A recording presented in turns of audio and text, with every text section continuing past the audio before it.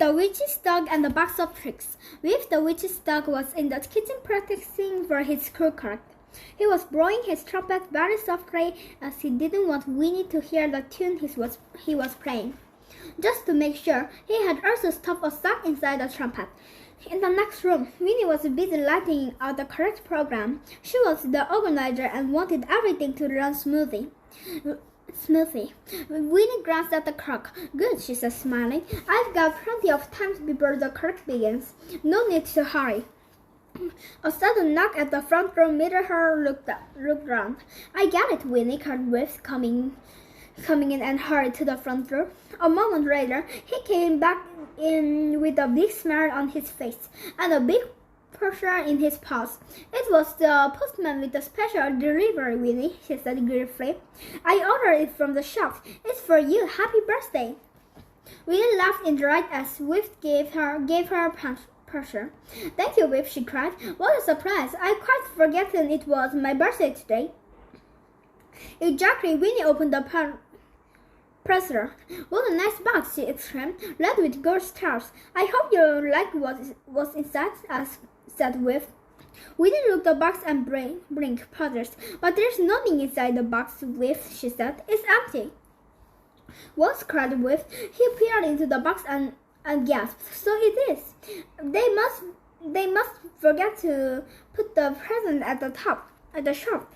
What a shame, Whiff, said Winnie sadly. Your nice surprise spoiled. Whiff sighed but then smiled. Never mind, he said. I take the box with me to the school concert and go to the shop directly afterwards. You'll get your present later. That will be just as good, Whiff, replied Winnie, beaming. At that moment, Whiff saw his friends coming into the garden. Harry, Bertie, and Sticky have got their musician instruments with them, he said. I must be time to go to the correct. Winnie gasped and wheeled around. It can't be. I'm the organizer. I have to be there first. I thought I had plenty of time. She picked up the clock and drove. I might have known. It's tough. This old clock is always doing that. Now I'm late. Hastily, she grabbed the correct program and hurried out of the door. See you later, Whiff. In the yard, she jumped onto her broomstick and quickly shot into the air, zooming over the heads of Harry, Bertie, and Sticky as they propped their instruments kits against the wall. There goes Winnie, chuckled Bertie, in a hurry as usual. As they walked into the kitchen, Bertie winked at Whiff and pointed to the trumpet. Did you practice with the special tune, Whiff? He asked. Whiff grinned as he pulled the stock out of his trumpet. I did, he replied. So did we, said Harry. It's going to be a nice surprise for you-know-who.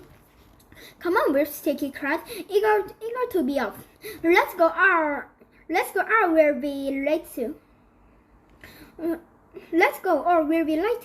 Whiff put his trumpet into the box and smiled. I have to take this box with me, he said. It makes a great trumpet case, doesn't it? In the school hall, nearly every seat was taken as witches, and their pets waited for the connect to begin. Everyone was excited, but at the side of the stage, Winnie was fronting as she checked her wrist. Oh dear, she said. The dancer, the juggler, and the acrobat are here, but the conductor hasn't turned up. I wonder where he is. The connect starts in a few minutes. Backside, Sly Cat and Tricky Toad sat with their feet up. They were supposed to be helping the statue, but they were too lazy. Connects are silly, murmured Sly. Yeah, silly, agreed Tricky. When Whiff and his friends came in, Sly and Tricky sat up and scowled. They had always been jealous of Whiff. What's in the box, Whiff? Asked Sly with a sneer. My trumpet, Whiff replied. Sly sniggered. Can't wait to hear what kind of silly music are you going to play, he said. I bet you'll be rotten. Yeah, rotten, replied Tricky. Bertie growled. We are going to be good, he replied. Of course we are, added with Andrew. Turning away, you'll see. Maybe they will be good, whispered Tricky jealously. Sly's eyes narrowed. We'll just have to find a way to make sure they're not, won't we? He snickered. Suddenly, the door flew open and Winnie rushed in. Whiff, she cried. There's a problem. The conductor haven't around and he's due to the stateroom. Do you think you could go and look for him? He might have lost his way. You and your friends are lost in the programming, so you've got time to do it. Of course, Whiff replied quickly. We're hurt, cried Harry, Bertie, and Sticky, hurrying after Whiff and Winnie as they ran out the door. When they were left alone, Sly grinned wickedly. Now's our chance, he said, taking Whiff's trumpet out of the box. We'll make sure Whiff can't play in the correct by hitting this. Brilliant, cried Tricky, slapping the box in the delight.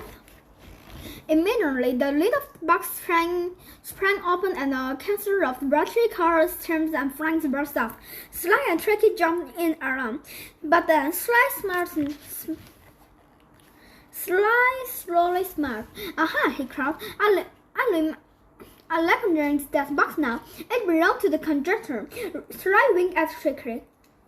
I don't know how we'll get the box, but I've just had a great idea. It's for the correct for Whiff and for the conductor. What's the idea? asked Tricky excitedly. We'll cast a super glue spell on everything, answered Sly briefly. That way the instruments will stuck inside their cast and the trumpet will be jammed off with the box tricks. Ha ha, enjoy, echoed Tricky. Let's do it. Outside, Whiff and his friends were searching for the conductor. As they came around the corner, they saw someone not far off. That's him, exclaimed Harry. And he's going the wrong way. Come on, let's catch him up. Whiff and the others ran after the conductor and stopped him. You have to hurry, said Whiff.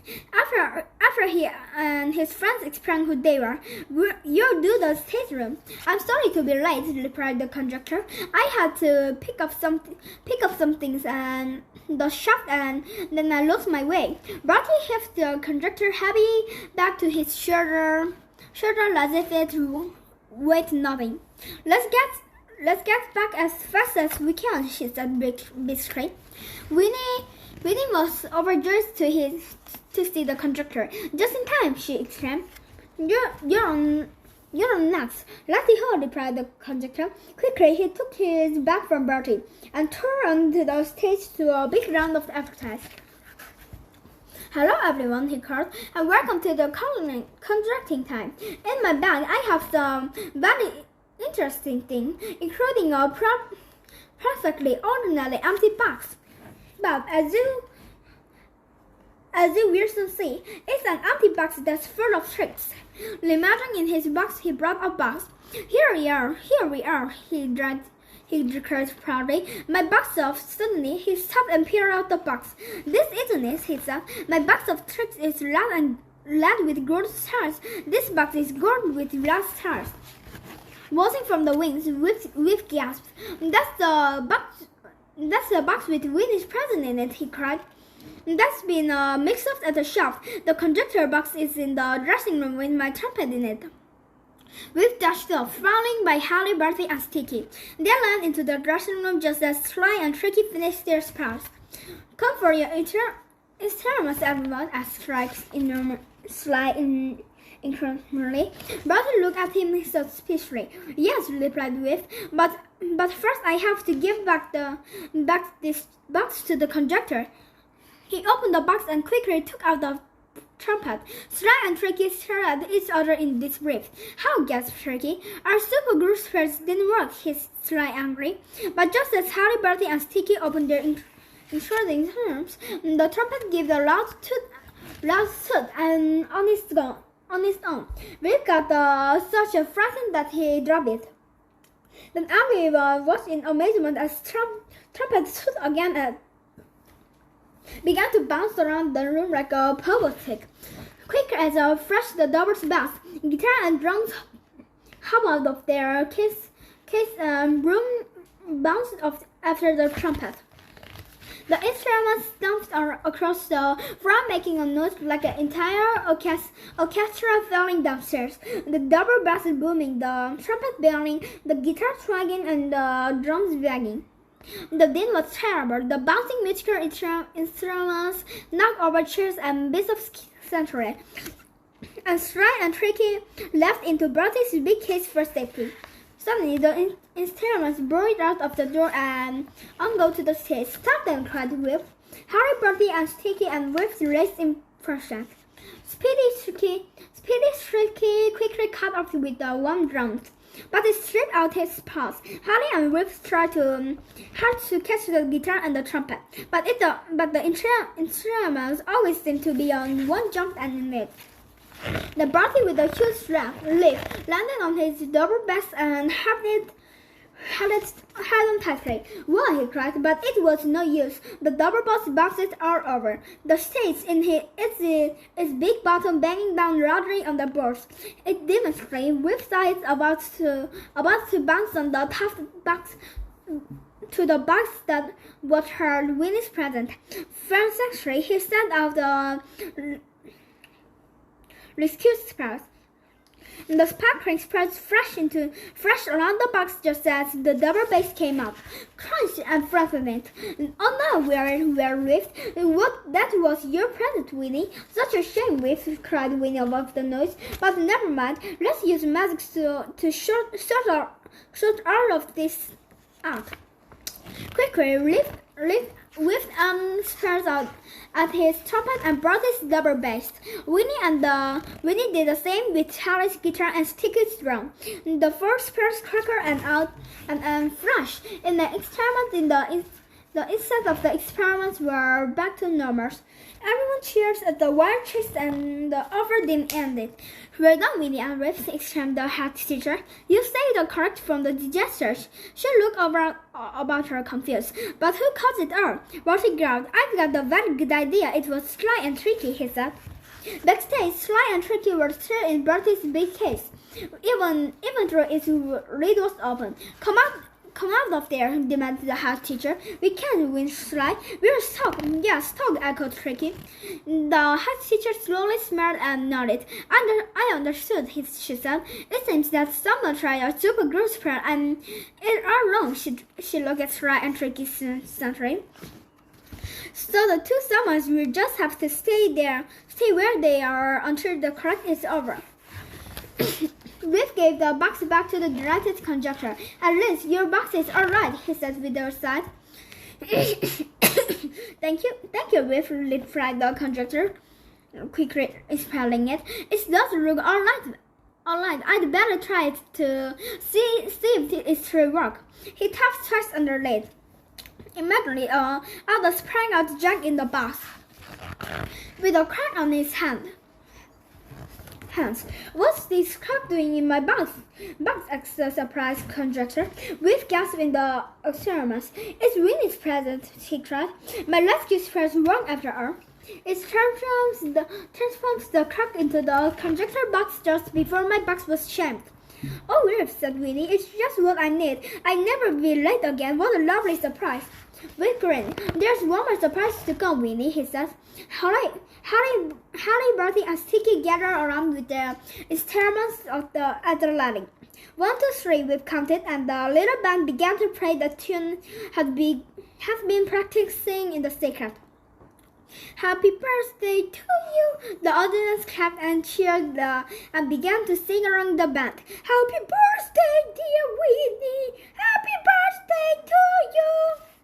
"You're a genius, Whip," said Winnie when they had finished. "It's my best birthday ever." "It certainly was full of surprises," replied Whip. "And here's another one," Winnie went in a giggle. "Just for you." From behind the curtain she projected with a gold box covered with glass stars. I used a reprinting spell on the broken box," she explained. "It's as good as new and perfect to keep your trumpet in." Whip laughed in delight. "Thanks, Winnie," he said. "And there are no more surprises. I'm going to write on it. This is Whip's trumpet case. Definitely not a box of tricks." The end.